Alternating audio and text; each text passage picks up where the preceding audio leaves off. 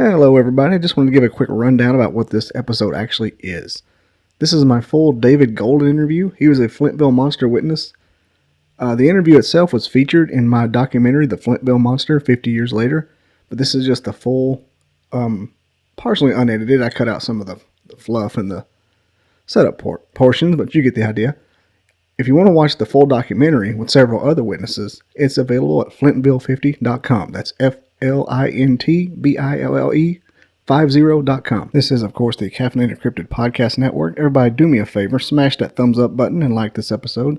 And please don't forget to follow and subscribe. Thank you. Number one, this is my home. I grew up here. Mm-hmm. I'm not just the principal of the school, local school. I'm a Flintville boy. And so growing up, I've always heard about our local legends and, you know, the neat little parts about our community. Whether it's the Flintville Light, our local ghost story, or the Flintville Monster, which is our local Bigfoot story. So my story is I'm not going to say I saw Bigfoot, but I will say that, you know, when I was a kid and my brother and I, we have, you know, our family has a farm. Mm-hmm. And we also, at that time when we were children, had the farm behind ours rented where we'd raise tobacco, had horses, cattle, things like that. And we would play back there as kids. And one day during the summer, we were on one of the hills, just playing around, exploring, so to say, and we saw something on the old railroad tracks that was solid white. It was a person walking. Bipedal, 2 feet. That I can't argue that. Nobody can argue that, what we saw. But years later, when you think about where we were standing, and you know, the railroad tracks were hundreds of yards away. Mm-hmm. So it would have had to have been big for us to see it. And we watched it walk for a while. And I don't know if you ever heard someone do an owl call with their hands, but you can do an owl call. Yeah. And I did one, and I would try to see if the person walking would answer back, and they didn't for a while, and then we heard the owl call back. Mm. And we had our cousin with us at the time, so all three of us thought, hey, he's answering back. So we tore out running across the fields. Now, to get to that point to where that person, or whatever it was, mm-hmm. could have been, you know, it took a few minutes, and by the time we got to the old railroad tracks, they were gone. So we walked down trying to find this person, and we ran into a family that was camping. And we said, hey, did you see this person dressed in all white? And they said, no, nobody came by here. Wow. And you know, that be what it said. And years later, you know, growing up and kind of researching the neat parts about our community, come across the legend of the Bigfoot Monster. Mm-hmm. And there is a case. I don't know if you're familiar with the Bigfoot Research Organization. Mm-hmm. BFRO? Yeah, and you know, that's Matt Moneymaker. That, you know, they had the TV show and all those guys. Oh, yeah. Bobo and Matt and Renee and Cliff, those guys. Yeah, Renee. Well, on their website, somebody had sent in their sighting of an albino Bigfoot mm-hmm. in that area around the same time frame mm-hmm. as our, you know, I guess you call it our sighting or whatever we saw there. And there's another incident a few years earlier of a Bigfoot sighting. And all this is in the area of our farm, which is in Golden Hollow, mm-hmm. Golden Hollow Road, and Teal Hollow. And this is within minutes of each other, if you'd mm-hmm. even call it that long of a time frame. And you know, that's kind of fascinating. And what year was your sighting? You know, I want to say somewhere between 1986 and 1989. Okay, because I know the BFRO one we were discussing, that's from, I want to say it was either like 79 or 80, so right around the same time. Yeah, those are not just the only ones. Yeah. There's actually a case, and I think it was in 1976 mm-hmm. when, and that was on Teal Hollow Road, and I think that was the one that incorporated Sweet Springs Road, which mm-hmm. veers off of Teal Hollow Road, the one where the Bigfoot was kind of violent mm-hmm. and was chasing children and throwing rocks and things of that nature. So this area is very rich with the lore of Bigfoot, so to say. Mm-hmm. I've already told you, I've already got an interview recorded, so I was just like, they were flocking to me. It wasn't the worst group of people to find. I had Ray Stillman is the first one I got. Oh, really? I think he was the first one to see it ever. Yeah. When he told me, and he said there was a fox bounty up here back in the 70s, and they were out he goes, it should have been illegal to do because we were just laying the foxes down, and we saw one. We were doing the fox hunt, and we saw one come across, and that was when it started. And what was I think it was Stan Moore. Yes, was the the poster boy for the Flintville Monster. Mm-hmm. I think he ran with him back in that day too. Yeah. That was your only sighting of it. That was ours. White. You know, that was ours, and from there, you know, you grow up and you go do college and careers and all that, and then when I came back home, I spent a few years doing the football coaching journey across Tennessee and North Alabama, and I got the opportunity to come back home to be the principal. It was like, for me, just falling back in love with where I grew up. And then eventually we would move back here. We just built a house on our farm beside Mom and Dad, which is just, a couple of minutes from all of this. Mm-hmm. And now you can even look on our web page and our Facebook page, our school page, and see Flintville fun facts. Just stuff I've been, sending out try to every day during the summer, but I missed a few. But just interesting things from the late 1800s about our school and our community that are just neat. We used to have doctors, we used to have lawyers. And the origins of our school, we talked about that. And it's just fascinating. And then, every community is going to have its, quirks or little things that's part of it. Ours is number one is the Flintville light. Mm-hmm. Everybody knows about the Flintville light. Mm-hmm. There's been scientists come here and actually study it. But another part of that is the Flintville Monster. And I was kind of fascinated when I started looking it up just for fun. And found it a few years ago, and I thought, wow, this is really cool. This is right here in our neighborhood.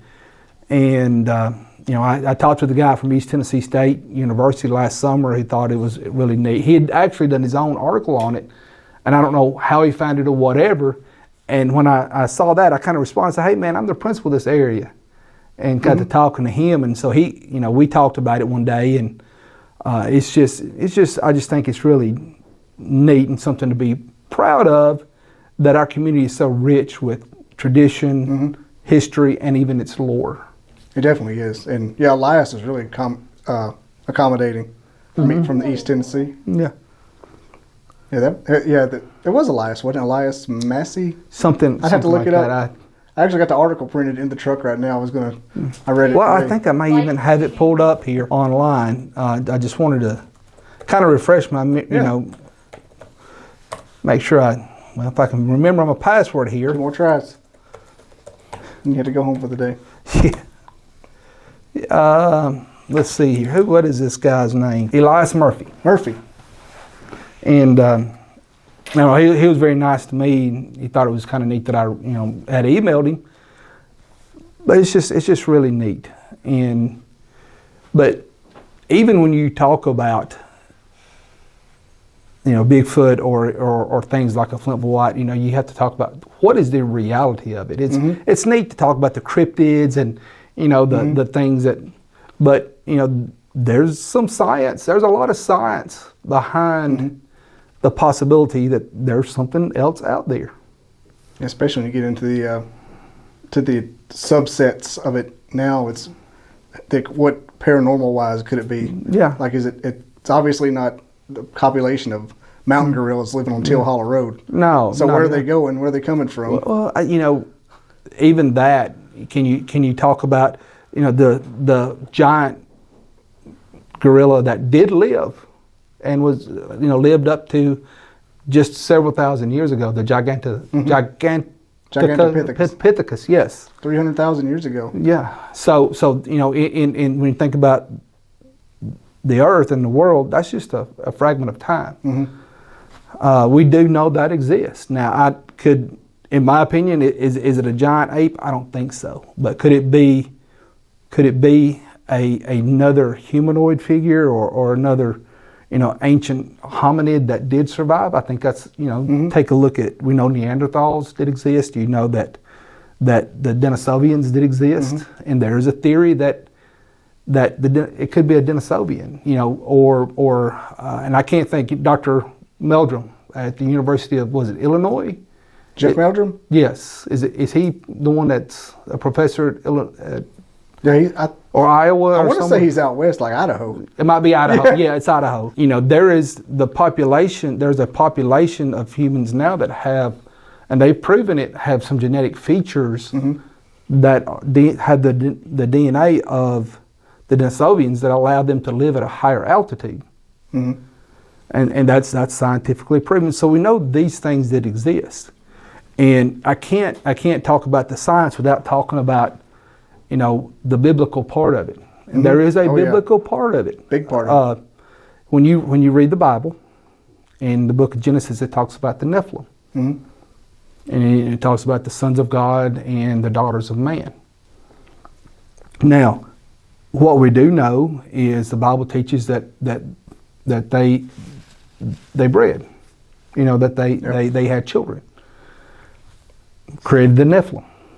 So, is ancient man telling us the story of how the Denisovians bred with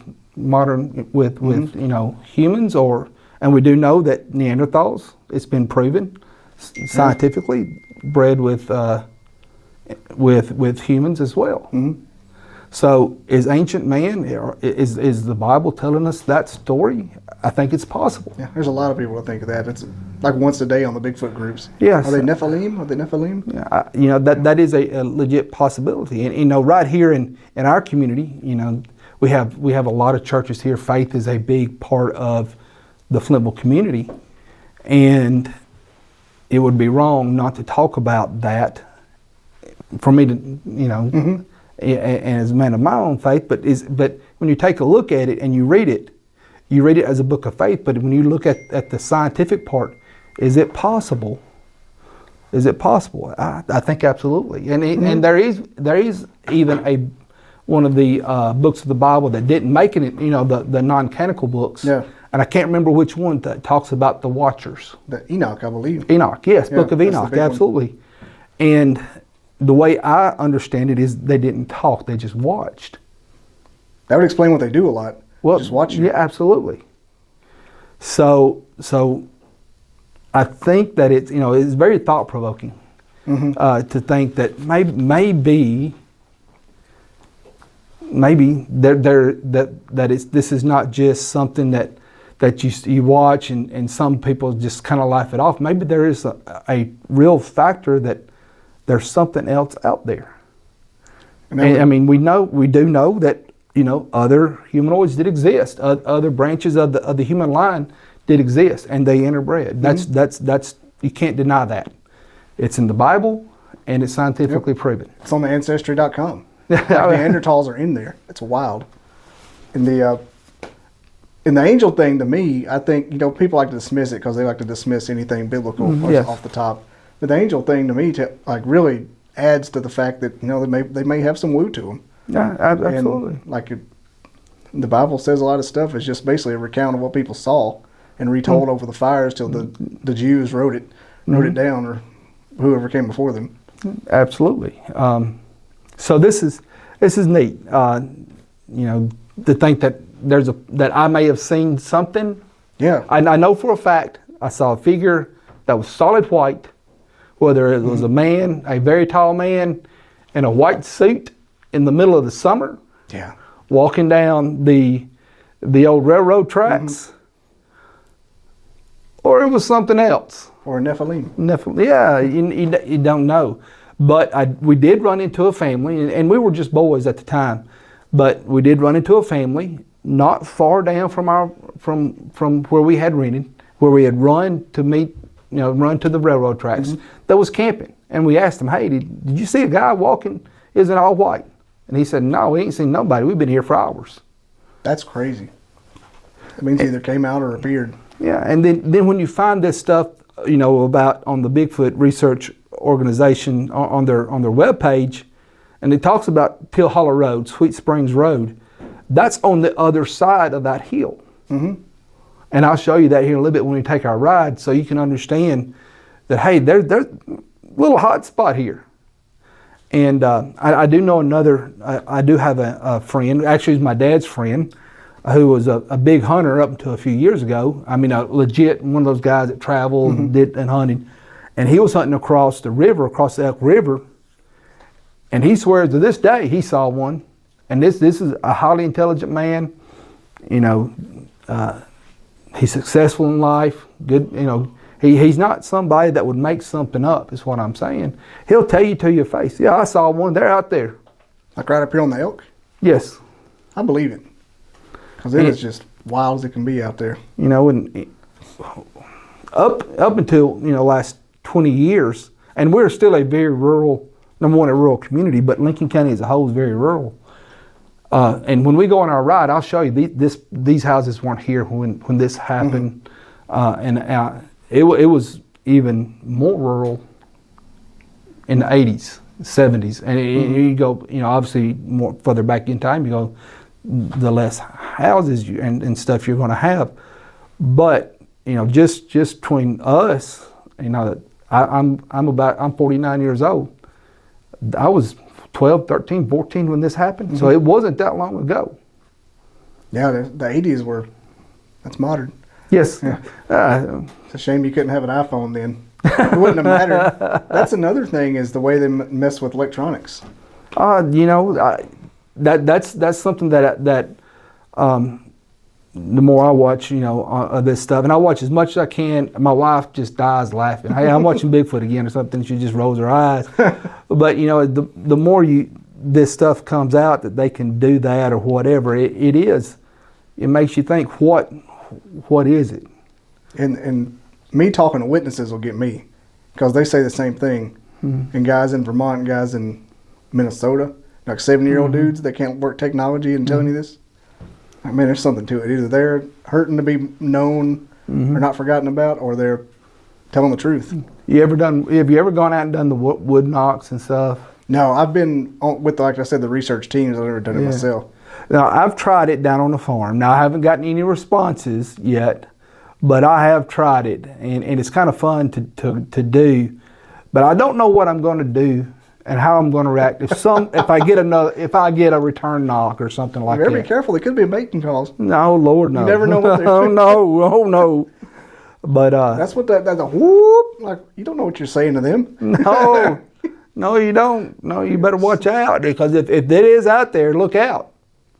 But just I can't wait till you see, because I'll take you by all the down.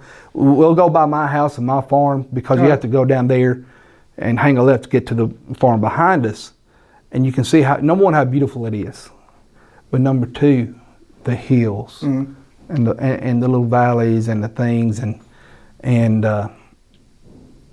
you start thinking about a habitat. And then when you get down into Teal Hollow, kind of like on the other side of the hill, so to say, and that road, and it says it in one of the reports along straightaway, and it's just a short road.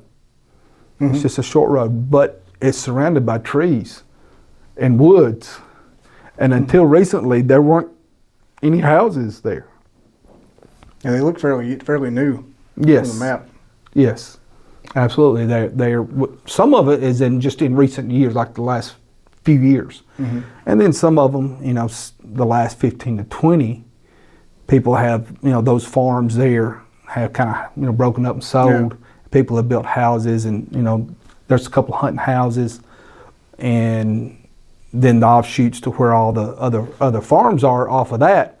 But when you turn on Sweet Springs, and I'll show you that, and we'll go up there, most of those houses didn't exist at the time of these reports, which adds a little validity to the one house or two houses that were there, and something happened, that adds to, well, it has there's the habitat there.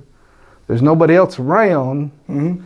If something was traveling and wanted to stay hid, it makes sense that maybe they did travel down the railroad tracks at one time. They came off the Cumberland Plateau through Huntland, through Elora, down the railroad tracks here behind Flintville, on into, and kind of veered off. Like a migration pattern almost. Yeah, and that is a theory too. Why can't we find these packs of them or communities of these creatures that they're migrating? Are there a lot of caves in this county? Yes, in certain places, yes. But the ones that I know of would be across the river in the communities of Smithland, and the backside of Kelso. Up there where it gets really, really hilly. Yes. You ever heard of the Flintville Fish Hatchery? Mm-hmm. Okay, back through there.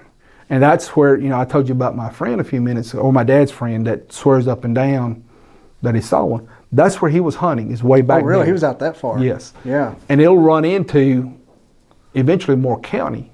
Mm-hmm. And Moore County obviously is known for, Jack Daniels, but it's really rural and Timms Ford State Park and Timms Ford Lake. And there's been sightings there. I bet that stir them up because that lake wasn't always there. No, it was not. I didn't even think about that. You mentioned that in the article, as a matter of fact. I remember reading that today about Timms Ford be perfect for them. Yeah, and then, there's other lakes like Woods Lake up there that is outside of Tullahoma. Yeah, that's... And when you take a look at a map and you realize that's not, that's pretty close. Yeah, it's not far as the crow flies at all. No, not at all. And there's nothing in between them. No, just woods. Just woods. And it makes sense that if some animal that knows how to stay hidden and away and avoid people can easily make that journey. They have in the South, like, Florida's got the skunk ape, like a shorter thing. Yes. And Alabama always has the white ones. Mm-hmm. And the Alabama white thing, close to where in the, middle of the state. So it's weird how down here we have the white ones. Up north, it's always 10-footers. It is, and who knows? It's kind of like, we were talking about Gigantopithecus just a few minutes ago. There's actually not just one. There's, 2 or 3 different branches of the Gigantopithecus. There's Australopithecus, and it's the shorter. blackie, yeah. Yeah, and I talked to an anthropologist about this. I'm like, I gotta get to the bottom of it. Like, it was bothering me at night, waking me up. And he was telling me how it had to deal with oxygen and food supply. Yes. And he said it wasn't too out of the scope of science to have an animal that big, because dinosaurs were that big because of oxygen and food supply. So why wouldn't I keep calling Homo erectus, not what you're calling. Well, it wasn't, the silverback gorilla was just recently discovered. We don't think that when we go to a zoo and we see one, because my wife and I were just at the Knoxville Zoo just a few weeks ago, and there's a silverback gorilla there. But the mountain gorilla was just discovered a few decades ago. Mm-hmm. That is a recent discovery. So yes, it's possible for big animals to just be discovered. Yeah, that's the gold standard of recent cryptid discoveries. Yes. And the platypus. The coelacanth, the dinosaur fish that was caught, in the 1930s? Yeah.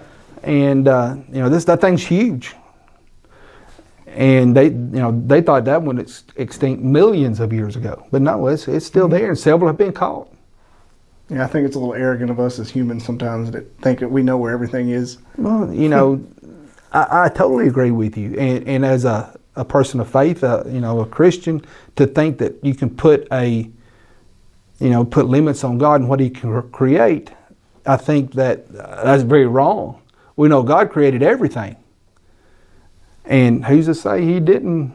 I mean, going back, there's the Nephilim. Yep. It's in Scripture. And most of what they're discovering at Skinwalker Ranch does the same stuff. Oh, you watch that? You watch that? Follow that too? Yes, absolutely. It's like the rule book for how this stuff works. If you watch Skinwalker, you can take notes and and you compare them to a Bigfoot sighting, same thing. Yeah, absolutely. There's just some things out there that that are outside what we would think it would be our norm, our able, to rationalize, and then, there's a theory out there that, that Bigfoot may not exist at all. But are you familiar with the psychologist Carl Jung? No. Okay.